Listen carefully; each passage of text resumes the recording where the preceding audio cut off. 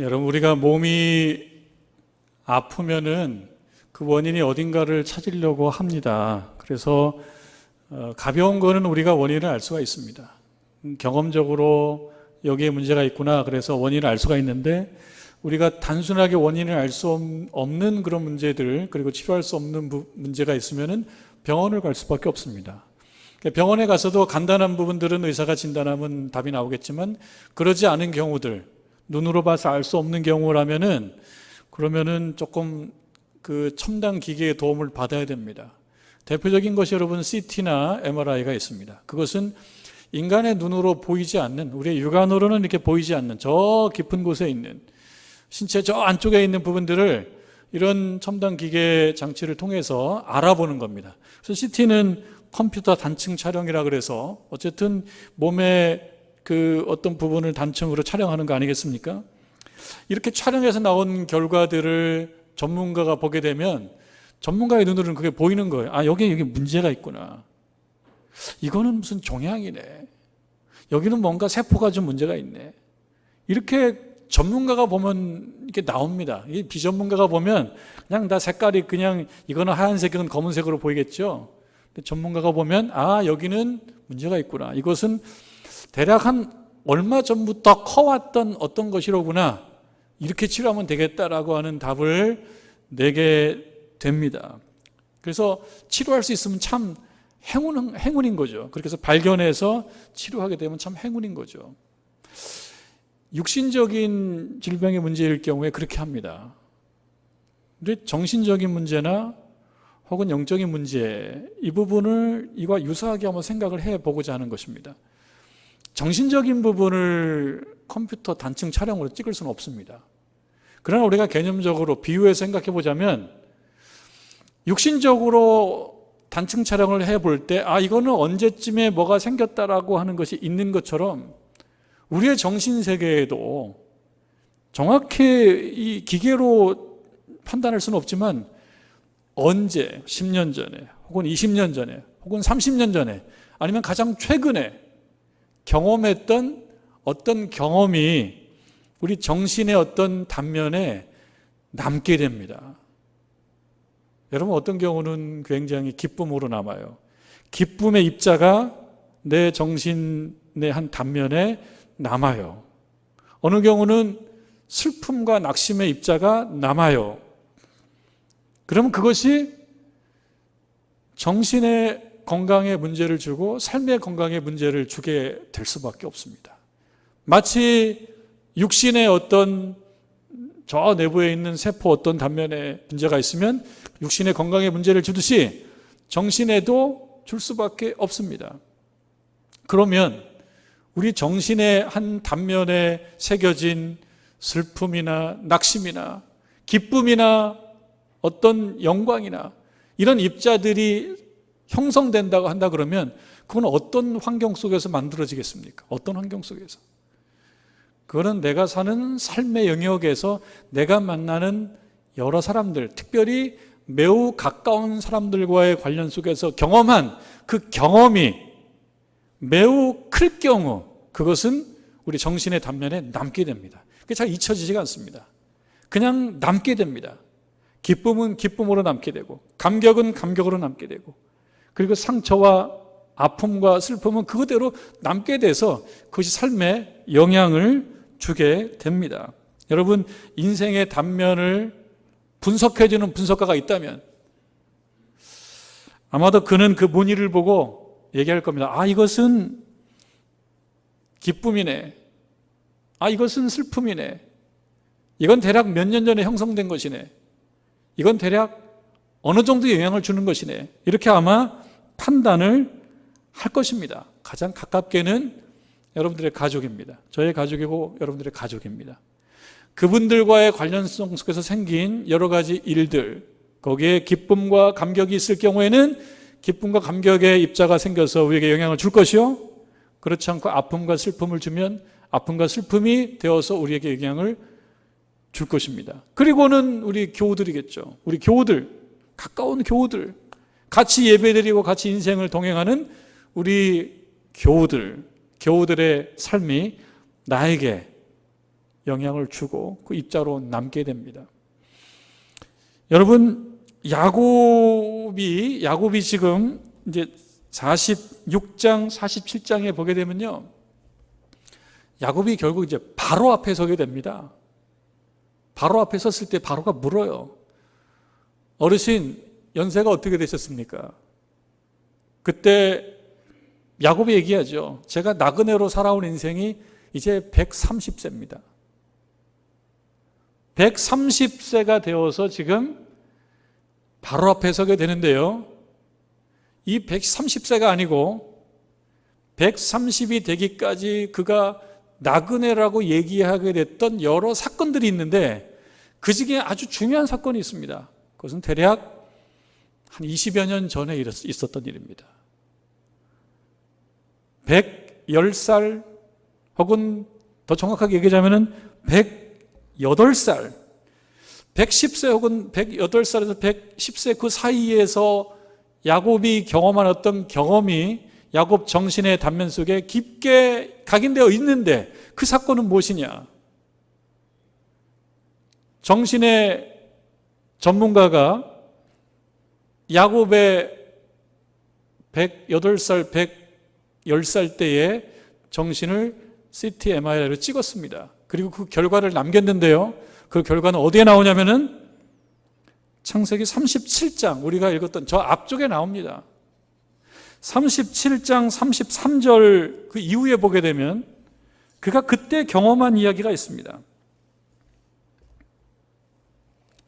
37장 33절에 보면 아버지가 그것을 알아보고,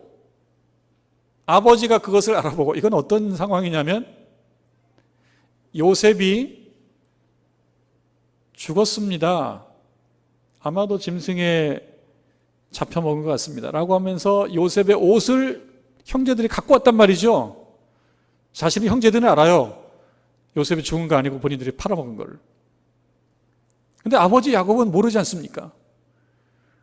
그 상태에서 이 옷을 보고 야곱이 하는 말입니다. 아버지가 그것을 알아보고 이르되 내 아들의 옷이라.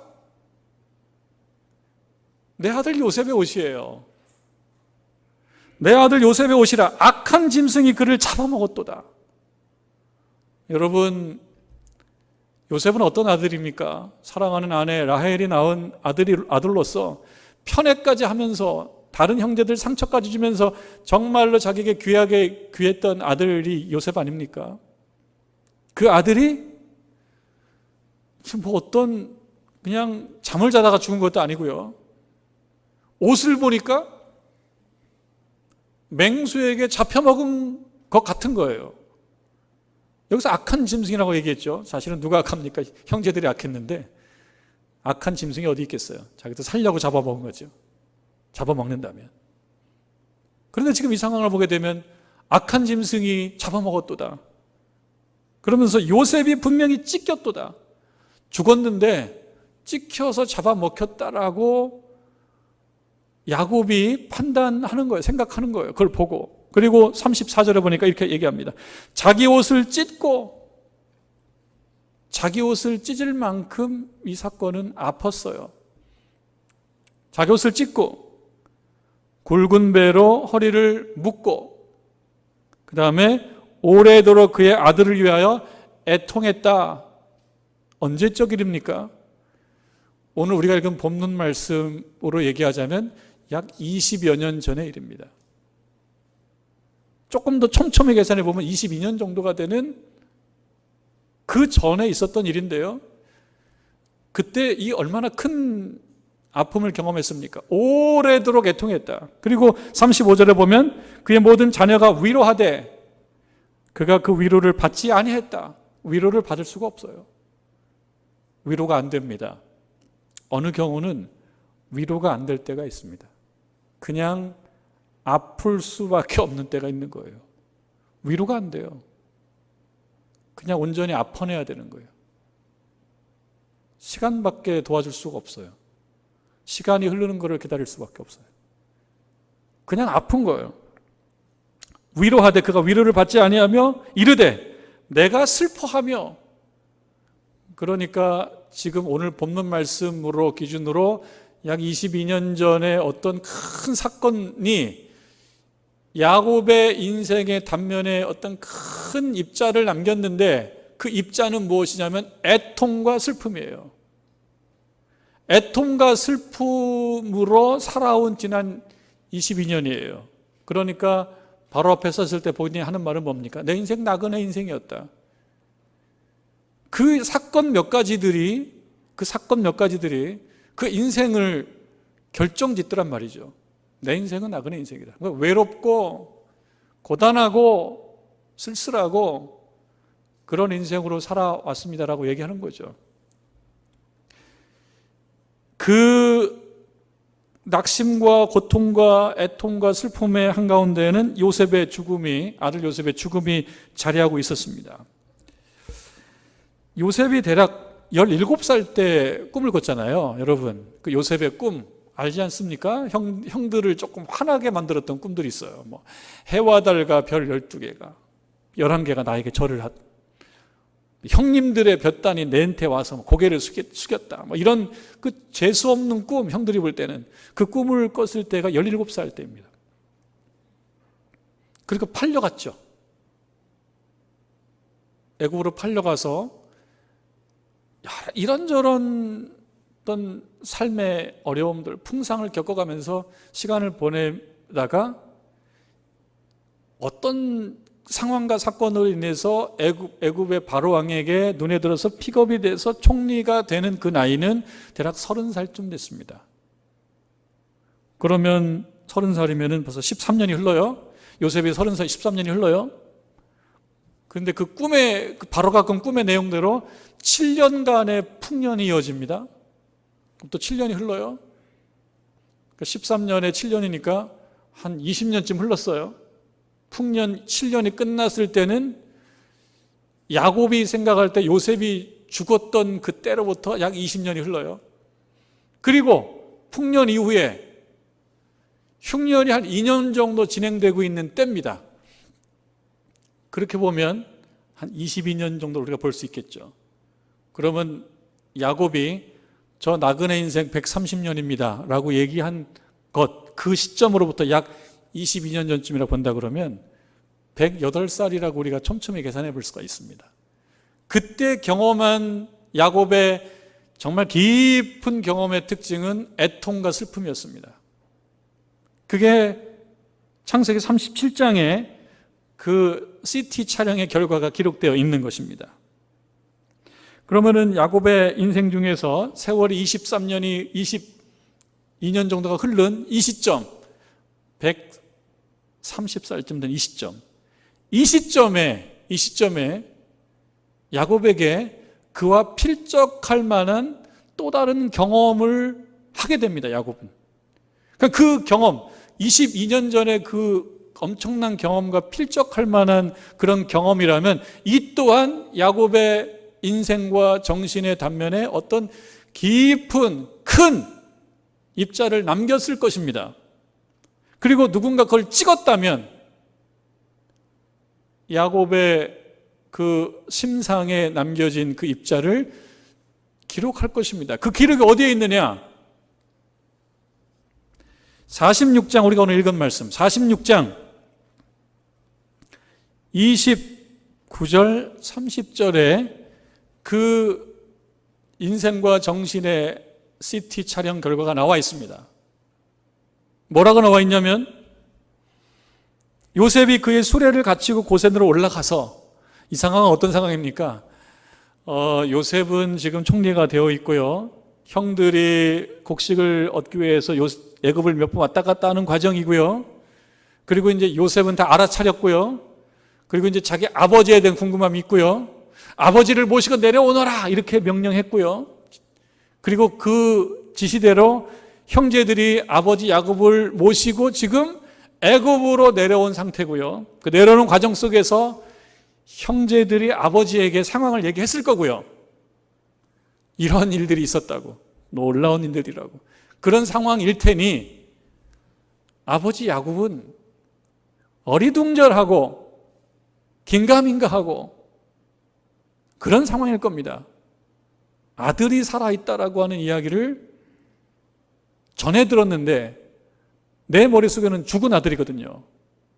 죽은 아들이 살아있다?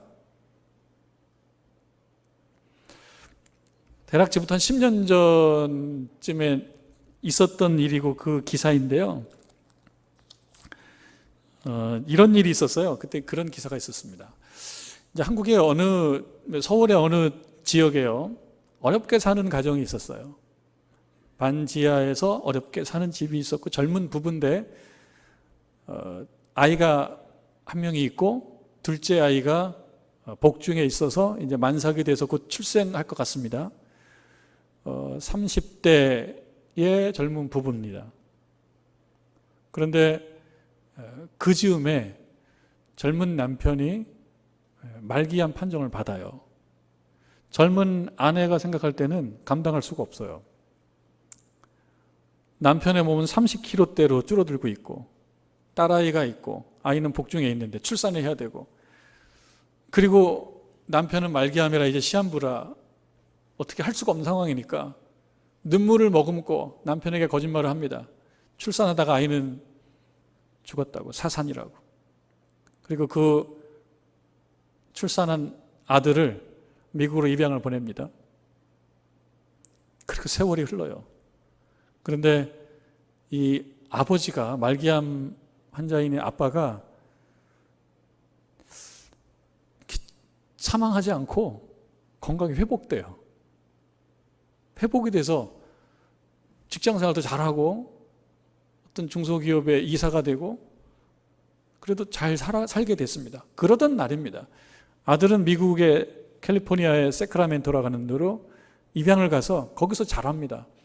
28살이 됐습니다.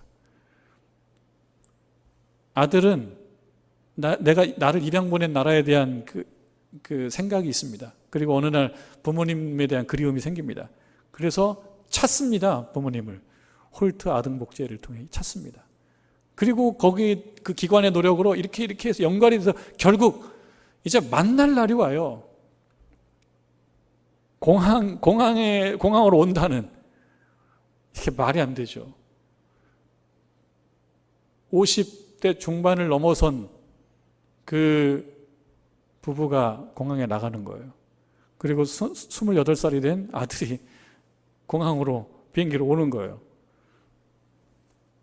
엄마는 생각을 좀 했겠지만 아버지는 죽은 아들입니다. 이름이 기충성이라는 사람이에요. 약 10여 년 전에 있었던 일입니다. 공항에서 만나는 장면을 기사가 그 언론에 옮겼을 때 뭐라고 옮겼냐면 그 아버지는 이렇게 얘기했다는 거예요. 네가 내 아들이로구나. 네가 내 아들이로구나. 내 아들이구나. 이렇게 얘기했다는 것을 그대로 옮겨오는 기사가 있었습니다. 마치 창세기 46장 29절 30절에 나오는 말씀인데요. 29절에 보니까 고센으로 올라가서 그의 아버지 이스라엘을 맞으며 요셉이 맞이합니다. 요셉이 아버지를 맞이합니다. 아버지는 그림이 있었던 거예요. 맞으며 그에게 보이고 그 앞에 나타나고 그러면 이 상황에서 아버지 야곱의 얼굴을 한번 여러분 상상해 보시면 어떻겠습니까? 아버지 야곱의 얼굴 보였어요. 아들이 나타났어요. 마치 공항의 입국장 문이 열리고 아들이 나타났어요. 봤어요. 세월이 흘렀어요. 17살 아들이 지금 37살이 됐습니다. 39살이 됐습니다. 39살이 됐죠. 22년쯤 흘렀으니까. 그러니까 40살쯤 됐다고 보면 청소년 아들이 어느 날 중년이 돼서 나타났어요. 본인은 이제는 백발이 됐고요. 그리고 아들을 봅니다. 여기는 이렇게 나옵니다. 그의 목을 어긋맞춰 안고 얼마 동안 울었다. 22년 전에도 울었고 지금도 울어요. 22년 전에도 애통하면서 울었고 지금도 근데 그 울음의 성격은 달라요. 그때의 눈물은 위로를 소화할 수 없는 눈물이었어요. 위로가 안 통하는 눈물이었어요. 불행한 눈물이었어요. 그리고 정말 나그네로 살아온 세월이었어요. 지금 또 울어요. 이 눈물은 종류가 다른 눈물이에요. 무슨 눈물입니까? 너무나 기쁜 감격스러운 눈물입니다. 이야기합니다. 이스라엘이 요셉에게 이르되 내가 지금까지 살아있고, 이 얘기 뭡니까? 너 살아있었구나. 네가 내 아들이냐? 네가 내 아들이구나. 너 살아있었구나. 그럼 말을 잊지를 못하죠. 네가 내 아들이구나 끝이에요. 너 살아있었구나. 내가 내 얼굴을 보았으니 지금 죽어도 족하다. 살았는데 죽는 얘기 안 해요? 살았는데 죽는 얘기예요. 여러분, 부정되면 강한 긍정이 된다 그러잖아요. 부정이 부정되면. 지금 죽어도 족하다 이 말은요, 강한 긍정으로 가는 말이죠. 죽겠다는 말은 아니죠. 그만큼 기쁘다. 죽어도 여한이 없을 만큼 기쁘다. 이 감정은 뭐하고 바꾸지 못할 만큼 기쁘다. 예전에도 울었고 지금도 우는데 지금 이 눈물은 기쁨의 눈물. 오늘 말씀의 제목은 야곱의 기쁨인데요. 야곱의 기쁨. 야곱이 기뻐요. 너무나 기뻐요. 너무나 기뻐요. 지금 죽어도 족하다. 이 경험이 130살에 CT를 찍었을 때 나오는 정신과 인생의 매우 중요한 입자인 것입니다. 왜 생겼습니까? 이거는 단순합니다. 요셉이 살아있기 때문에. 네가 총리가 됐구나. 그게 기쁜 게 아니잖아요.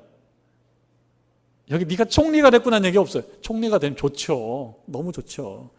네가 총리가 됐으니 기쁘구나. 그게 아니고 그냥 너 살아있어서 기쁘다. 네가 살아있어서 기쁘다. 아버지의 마음이네요. 아버지의 마음. 그렇게 보면 우리는 누구의 아들이고 누구의 아버지고 누구의 엄마고 누구의 딸입니다. 아, 내가 살아있다는 것은 누군가에게 엄청난 기쁨을 주는구나. 여러분이 살아있다는 것은 누군가에게 엄청난 기쁨을 주는구나. 그럼 여러분 영적으로 생각해 볼까요? 우리는 누구입니까? 하늘 아버지의 자녀들입니다. 여러분들은 하늘 아버지의 자녀들입니다. 우리 하늘 아버지의 마음을 기쁘게 해드리는 것이 우리 인생의 목적입니다. 어떻게 하면 우리 하늘 아버지의 마음을 이렇게 흡족하게 해줄 수 있느냐? 살아있으면 된다. 여러분들이 살아있으면 된다. 그럼 살아있다는 건 다 살아있는데요, 지금. 살아있으시니까 나온 거죠? 이것이 아닌 거죠. 여러분의 심령이 살아있으면 된다. 우리의 심령, 우리의 영혼이 살아있으면 된다. 우리의 믿음이 살아있으면 된다. 우리의 영혼이 죽지 않으면 된다. 힘든 일이 있죠? 요셉이 죽을 만한 이유는 많았죠. 17살 때 형들로부터 내침을 받고 정말 존재감이 없어지는 거예요. 팔렸잖아요. 살만한 이유가 없어질 만한데 살았어요. 종살이 하다가 누명을 쓰고 감옥 갔죠.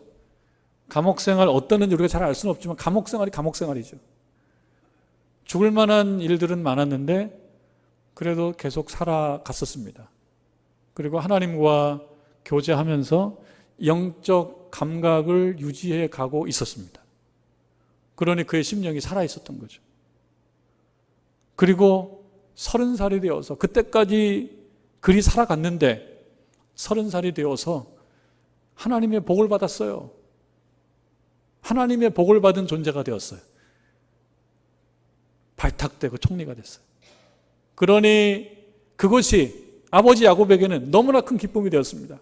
우리에게 적용해 보면요, 우리들도 하나님의 복 받은 존재가 되어야 된다. 우리가 하나님께 복을 받으면 우리 아버지의 마음이 기쁘다.